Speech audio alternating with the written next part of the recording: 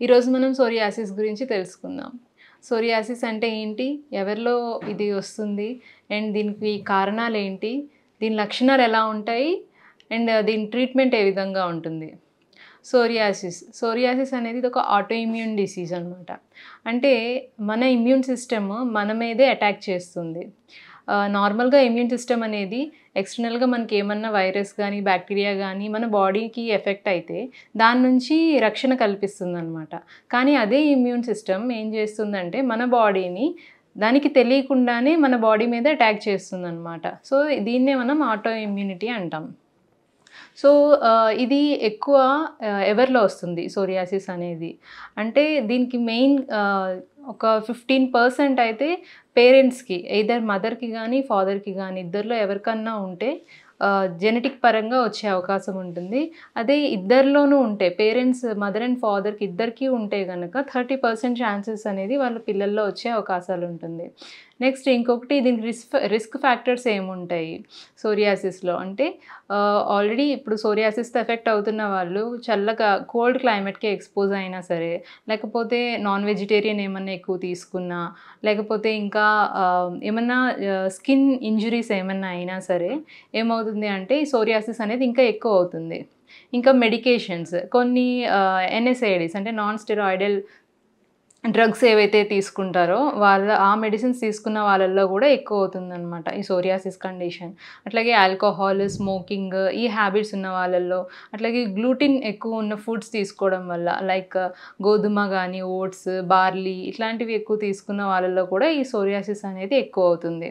ఈ సోరియాసిస్‌లో కొన్ని టైప్స్ ఉంటాయన్నమాట. టైప్స్ అంటే లైక్ ఎరిథ్రోడర్మిక్ సోరియాసిస్ అని, psoriasis vulgaris, inverse psoriasis, గట్టెడ్ psoriasis ఇట్లా కొన్ని రకాలుగా సోరియాసిస్ అనేవి టైప్స్ ఉంటాయి. సోరియాసిస్‌లో మనకి ఎక్స్టర్నల్‌గా ఫీచర్స్ ఎలా కనిపిస్తాయి అంటే స్కిన్ అనేది రౌండ్ ప్యాచెస్‌గా వచ్చేస్తది. ప్యాచెస్‌గా ఫార్మ్ అయ్యి రెడ్ కలర్‌లో ఎలివేట్ అయ్యి ఉంటుంది. అట్లాగే వైట్ స్కేలీగా అంటే చేప పొలుసులాగా రాలిపోతూ ఉంటుందన్నమాట స్కిన్ అనేది. మెయిన్ ఇచ్చింగ్ ఉంటుంది, బర్నింగ్ సెన్సేషన్ ఉంటుంది. ఇదే కండిషన్ సివియర్ అయితే గనక సోరియాటిక్ ఆర్థరైటిస్ కండిషన్ గూడా వస్తుంది. అంటే జాయింట్స్ దగ్గర స్వెల్లింగ్ వచ్చేసి మొత్తం ఆ ఏరియా అంతా బాగా వాపు వచ్చి పెయిన్ ఎక్కువైపోయి రిస్ట్రిక్టెడ్ అయిపోతాయి మూవ్‌మెంట్స్. దీన్నే సోరియాటిక్ ఆర్థరైటిస్ కండిషన్ అంటామనమాట. ఇందులో గట్టెడ్ సోరియాసిస్ అని ఉంటుంది. గట్టెడ్ సోరియాసిస్ అంటే చిన్న చిన్న అంటే నీటి అంటే నీటి చుక్కలు ఎట్లా కనిపిస్తాయో మనకి, ఆ విధంగా బాడీ మీద మనకి నీటి చుక్కల్లాగా బిందువు ఆకారంలో సోరియాసిస్ ఇన్ఫెక్షన్ అనేది కనిపిస్తుందనమాట. ఈ గట్టెడ్ సోరియాసిస్ ఎక్కువ పిల్లల్లో మనం చూస్తూ ఉంటాము. స్ట్రెప్ థ్రోట్ ఇన్ఫెక్షన్ ఉన్న వాళ్ళల్లో కొంచెం ఎక్కువగా కనిపిస్తుంది ఇది. అలాగే ఇన్వర్స్ సోరియాసిస్ అంటే స్కిన్ మడతల దగ్గర వస్తుందనమాట. ఎలా అంటే ఛాతీ దగ్గర గానీ, అట్లాగే చంకలలో లేకపోతే ఇక తొడ భాగంలోని ఎక్కువ గాలి రాని ప్రదేశాల్లో ఎక్కువ ఈ ఇన్వర్స్ సోరియాసిస్ అనేది వస్తుందనమాట. సో, ఇలాంటి టైప్ ఆఫ్ సోరియాసిస్‌లో ఏం జాగ్రత్తలు తీసుకోవాలి అంటే ఏం ఫుడ్ తినాలి, ఏం తినకూడదు.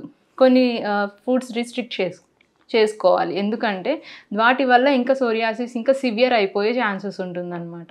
సో, అందుకని ఫుడ్స్‌లో అయితే గనక మెయిన్‌గా పుల్లటి పదార్థాలు తీసుకోకూడదు. అట్లాగే నాన్ వెజిటేరియన్ అనేది కంప్లీట్‌గా స్టాప్ చేసేస్తే చాలా మంచిది. ఇంకా ఎగ్ గూడా తినకూడదు. అండ్ కొన్ని చిన్న చిన్నవి అంటే స్కిన్ అనేది బాగా డ్రై అయిపోయిన కండిషన్‌లో పొలుసులాగా ఊడిపోతున్నప్పుడు బాగా గట్టిగా గీరడము అట్లాంటివి చేస్తే ఇంకా ఎక్కువ అయిపోతుందనమాట. సో, డ్రైగా ఉండకుండా అట్‌లీస్ట్ ఇంట్లో ఉండే లైక్ కోకోనట్ ఆయిల్ గానీ, కొబ్బరి నూనె, వాటర్ మిక్స్ చేసుకొని ఆ మిశ్రమాన్ని ఎక్స్టర్నల్‌గా అప్లై చేయొచ్చు. అట్లాగే తేనె అండ్ కొబ్బరి నూనె ఈ రెండిటిని గూడా మిక్స్ చేసి అప్లై చేసుకోవచ్చు.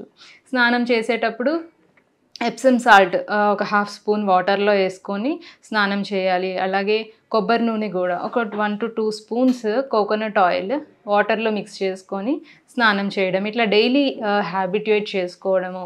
అలాగే ఎక్స్టర్నల్‌గా వేపాకు గూడా బాగా నూరేసి దాన్ని గూడా ఎక్స్టర్నల్ అప్లై చేసుకోవచ్చు. ఇలా చిన్న చిన్న రెమెడీస్ ఇంట్లో ఫాలో అవ్వచ్చు.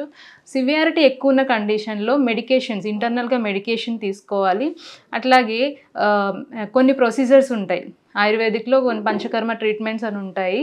అందులో మెయిన్‌గా తక్రధార అని, వమన విరేచన అని ఇట్లాంటి ప్రొసీజర్స్ ఉంటాయన్నమాట. అంటే లోపల నుంచి ఆ రూట్ కాజ్‌ని ఎలిమినేట్ చేస్తుందన్నమాట. సో, ఈ ప్రొసీజర్స్ ద్వారా మనం ఈ ప్రాసెస్ స్టార్ట్ చేస్తే ఇంకా త్వరగా రిలీఫ్ అనేది వస్తుంది. సో, ఇంటర్నల్ మెడిసిన్స్ ప్లస్ అలాగే ఎక్స్‌టర్నల్‌గా కొన్ని అప్లికేషన్స్ అట్లాగే ఈ పంచకర్మ ప్రొసీజర్స్ తీసుకొని కొన్ని డైటరీ చేంజెస్ చేసుకుంటే గనక మనం సోరియాసిస్ నుంచి విముక్తి కలగొచ్చు.